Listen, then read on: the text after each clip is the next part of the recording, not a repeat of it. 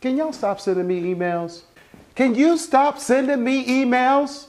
572 of these things. 572. All over that 2-day, 4-hour deal that went down last week called Black and American from CNN, the most trusted name in news. You know what was really disappointing about this? Most of these emails came from people who already saw the movie. What Black Men Think, the best black documentary of 2007. In response to these 572 emails, I decided to pick up the task again.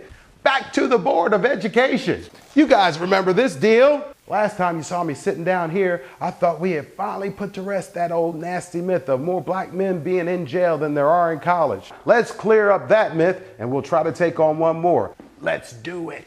For some of you who are new to this whole equation, this is the poor man's plasma display. The Board of Education. This is where we decide to break down some of these misstereotypes and misperceptions about black people. In the year 2005, this is the total count for black men in America over the age of 18.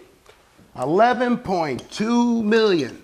There were 1,049,000 black men in what we like to call post-secondary degree granting institutions, non-duplicated head count. They only counted them once. In that same year, there were 801,995 black men that were in jail and prison. Can we put this one to rest, ladies and gentlemen?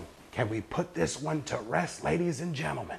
Finally and conclusively, there are more black men in college than there are in jail. But that leads us to our next point. Another disturbing statistic that we heard during that 4-hour fiasco. 1 out of 3 black men have a criminal record. Oh my God!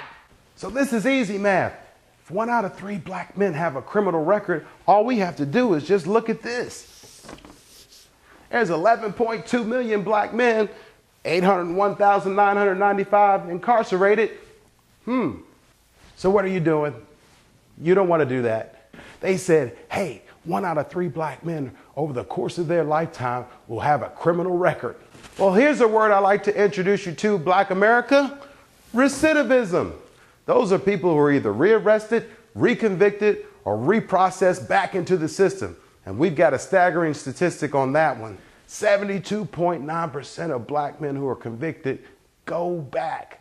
So here it is, the symbiotic relationship between government, special interests, and media.